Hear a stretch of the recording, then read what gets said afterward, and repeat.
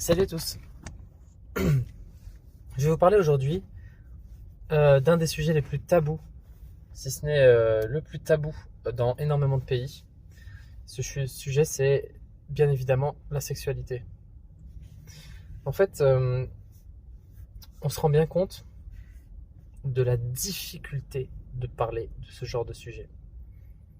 Et même moi, pour en parler là tout de suite, dans ma tête en ce moment, je suis en train de me dire, ok, cette vidéo sera sans tabou. Tu vois, j'ai besoin de me prévenir à moi-même que cette vidéo sera sans tabou. Sinon, je peux pas en parler facilement. Euh, je viens d'une famille musulmane, donc ça n'arrange rien du tout.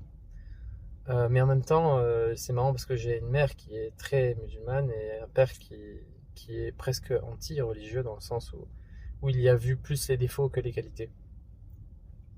Après, c'est toute une question de polarisation, tu peux te polariser comme tu veux. Donc, ce que je veux vraiment exprimer dans ces vidéos, c'est la difficulté qu'on a à en parler, mais surtout à la mettre en œuvre. Ce qui rend la chose vraiment difficile, c'est que bien entendu, l'attirance se joue sur énormément de facteurs. On a l'attirance physique, mais on a tous les facteurs qui viennent appuyer sur l'attirance physique. L'attirance physique étant la première, étant l'animal, celle qu'on remarque rapidement.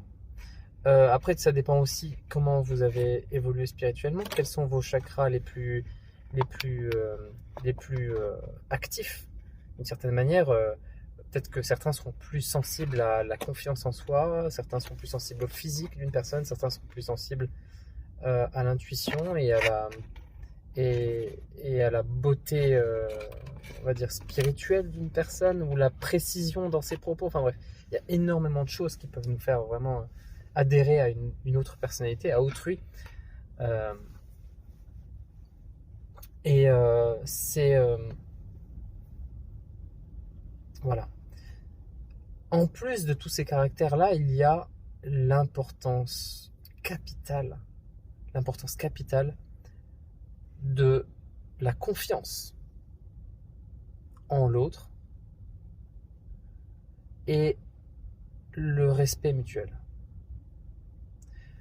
En fait, il n'y a pas de confiance en l'autre, il ne peut pas y avoir de sexualité, il ne peut pas y avoir non plus de rapport, ne serait-ce que de contact, en fait. Puisque étant étant assez doué en massage, je propose régulièrement des micros, voilà, comme ça, hey, tiens, tu veux essayer, etc. Ou des fois je vois quand la personne, elle est en mode, ah tiens, j'ai mal là, j'ai mal là. Bon, je viens spontanément, j'essaye de voir un peu ce que je peux faire. Je vois que les personnes qui ont une confiance très basse finalement en la vie, ceux qui ont été dégoûtés de la vie, ceux qui ont été traumatisés par des mauvaises relations, par des mauvaises conditions de vie familiales, etc., etc., ils ont un mal fou, mais alors fou, à se détendre.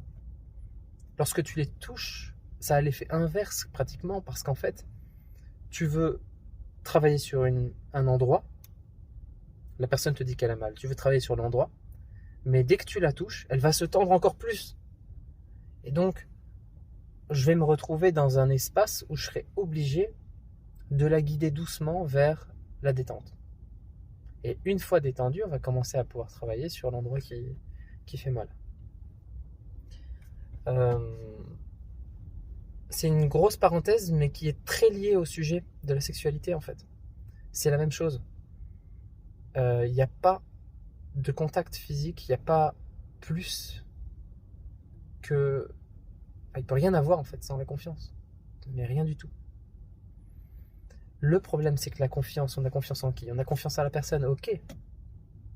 Mais des fois, même, il y a des gens qui ont confiance à la personne et qui vont être extrêmement bloqués, que ce soit avant ou pendant le rapport. Ce qui se passe, en fait, c'est que la confiance, c'est avoir d'une manière beaucoup plus vaste que simplement avoir confiance en quelqu'un d'autre. Ou avoir confiance en un système, ce qui veut strictement rien dire. Tu ne peux pas avoir confiance en un système puisque ce sont des gens qui produisent des systèmes. ta confiance à un système, ta confiance à un égrégore. L'égrégore, lui, c'est une machine en fait. Lui, il va juste chercher à sucer de l'énergie partout en fait. Donc ça n'a aucun sens d'avoir confiance en un égrégore. En entreprise, en un système, voilà, j'ai confiance en Amazon, ils font... Non, ça sert à rien, c'est ça, ouais. Par contre, la confiance, du coup, il faut élargir cette description et notamment arriver dans une forme de confiance, enfin, comprendre la profondeur de la confiance dans cette relation que l'on a avec nous-mêmes, avec notre cœur, avec notre moi supérieur. Parce qu'en fait, c'est cette confiance-là qui va produire la confiance en la vie. Et c'est antérieur. Ça veut dire que tu peux essayer d'avoir confiance en la vie sans avoir confiance en toi et en ton cœur. Ça ne marchera pas. Par contre, à partir du moment où tu as confiance en toi, ton cœur, la vie, alors là, tu vas pouvoir ouvrir les portes de la confiance à autrui beaucoup plus facilement. Si vous n'êtes capable, si vous ne voyez pas de quoi je veux parler, si vous ne comprenez pas cette relation de confiance qu'il y a à avoir avec nous-mêmes au plus profond, alors ce qui doit arriver dans votre vie de manière quasi sûre, c'est des trahisons. Vous devez certainement vivre plein de trahisons de toutes parts. C'est-à-dire que les gens à qui vous accordez votre confiance finissent systématiquement par vous trahir votre confiance, ou alors utiliser cette confiance pour vous manquer de respect, que ce soit au boulot, que ce soit avec des amis, etc. Et finalement, plein de vicissitudes que vous subissez régulièrement.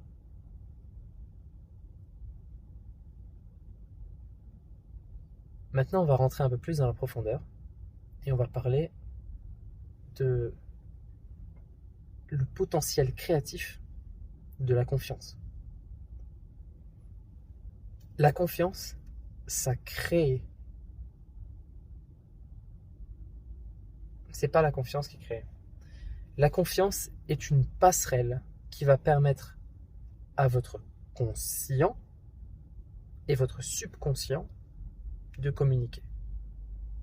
Ça va se passer, et cette autoroute qu'il y a entre le conscient et le subconscient, elle va grandir, notamment par cette notion de confiance que l'on a avec soi et le monde. Comment on peut avoir cette confiance? En fait, c'est simplement en comprenant que nous créons systématiquement le monde dans lequel nous vivons. Notre âme s'est incarnée avec un choix de vie, et on le subit d'une certaine manière. On subit notre choix de vie. Tout est déterminé, je ne choisis pas d'aimer quelqu'un, ce truc, ça me tombe dessus, etc. Ok, c'est vrai. Sauf que ça se passe dans les 3 chakras du bas. Ça se passe au niveau animal. Dès que tu en arrives au cœur, il se crée une passerelle entre le bas et le haut. Et dès que tu en arrives en haut, il se crée une dialectique avec le subconscient. Beaucoup d'entre nous ont beaucoup travaillé le haut alors que le bas était fermé. C'est ce qui se passe en Europe globalement. France, Allemagne, tout ça. On a ce problème-là d'avoir le haut travaillé alors que le bas est même pas capable d'envoyer de l'énergie au haut. Donc ça va me faire une super passerelle pour en revenir à la sexualité. Il n'y a rien de plus puissant dans l'homme. Avant de parler de ça, je termine mon propos quand même.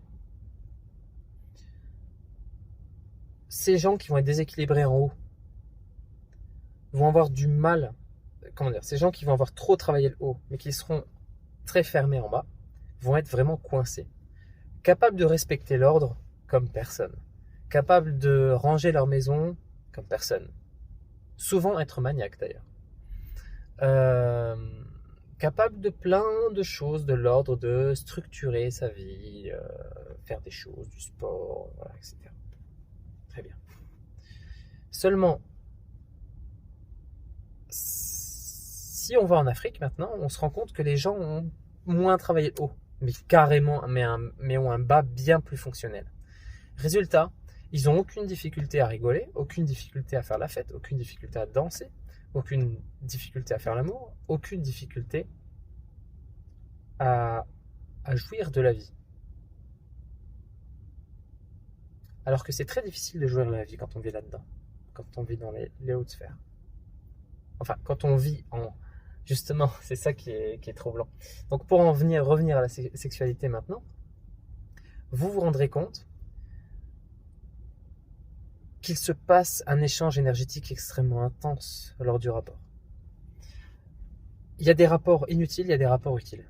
Exemple, une personne qui se masturbe, on l'a tous vécu, on peut se masturber et ça peut être très agréable. On peut se masturber et ça peut être complètement nul et fade sans aucune sensation. C'est-à-dire qu'il y a la sensation de l'excitation qui monte, mais c'est complètement corporel et c'est pas du tout jouissant. Parce que se masturber n'est pas un gage de jouissance. Faire l'amour, c'est pareil, c'est pas un gage de jouissance. S'il n'y a pas l'entièreté du corps qui est pris dans l'acte, notamment le chakra du cœur, la relation va être un peu fade. Alors beaucoup d'entre nous ne connaissent pas d'autres relations que celles qui sont un peu fades, du coup s'ils sont habitués, du coup finalement pensent que c'est ça finalement, faire l'amour. Sauf que on est complètement à côté de la plaque. Mais vraiment, sincèrement, on est complètement à côté de la plaque. L'acte sexuel peut aller tellement plus loin. Il s'agit de concentrer l'énergie entre deux personnes, de la faire circuler.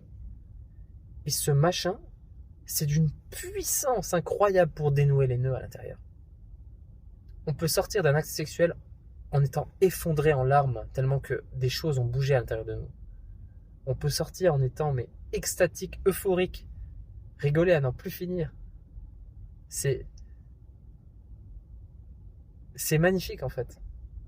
C'est absolument magnifique que dans un acte aussi beau symboliquement, c'est-à-dire l'union, l'intégration de l'autre, l'union, on puisse vivre autant de puissance.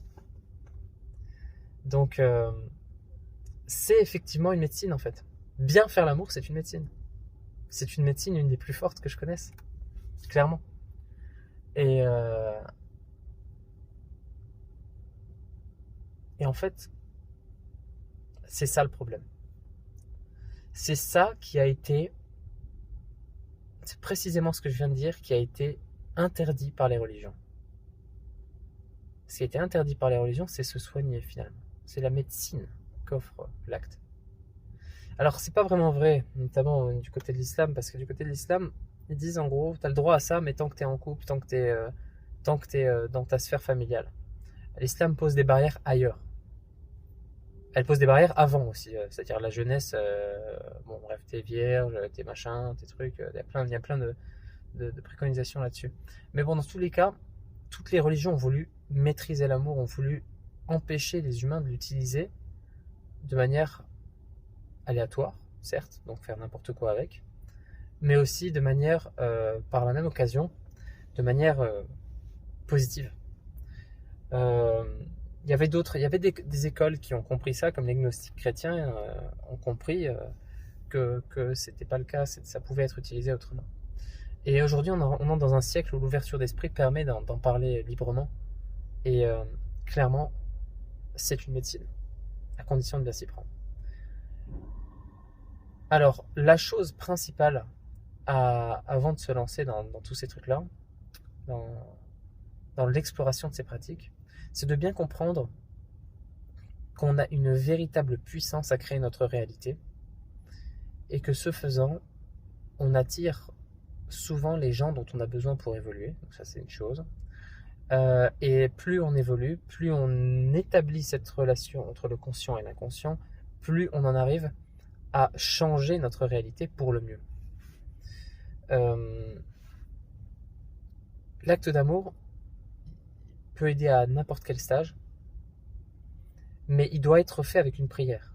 Il doit être fait avec une intention. L'intention, c'est que cette jouissance, que cet instant d'extase, que cet instant de jouissance m'apporte clarté, lucidité, et me permettent de grandir dans mon être, me permettent de dénouer les nœuds à l'intérieur de moi, les nœuds énergétiques. Vous faites une prière de ce genre-là, c'est-à-dire vous émettez clairement cette intention, se soigner dans cet échange énergétique, se régénérer. Et étendre finalement la conscience.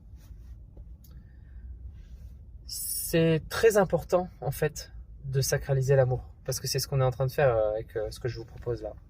On est en train de sacraliser l'amour, de le rendre sacré. C'est vraiment très important, c'est la base. Sans ça, il n'y a pas de, il n'y a pas d'amour sain. Et c'est plus ou moins sur ce point-là qu'on est à la ramasse. Parce que nous, voilà, l'homme qui vient, qui rentre dedans et qui se fatigue et qui se fait du bien et qui la femme commence à peine à être excitée et puis qui du coup l'autre est fatigué. Enfin, ça c'est un cliché. Bon, on peut en trouver plein des clichés. Hein. Un cliché c'est voilà, bon c'est l'amour de manière complètement animale, c'est cool, très agréable à vivre, pas de souci. Mais c'est pas la noblesse de cet acte. C'est juste un amusement, c'est comme si tu jouais avec des jouets et qu'en plus ça pouvait drastiquement changer la vie des gens, parce que faut quand même pas oublier qu'il y a une certaine responsabilité à pouvoir tomber enceinte et faire tomber enceinte une personne. Donc c'est quand même un outil puissant et potentiellement dangereux. Donc voilà, gardez la foi, parce que la foi, selon moi, elle n'est pas une croyance, mais plutôt la relation de confiance avec sa divinité intérieure. Et je vous souhaite une très très bonne journée et plein de moments extatiques. À bientôt.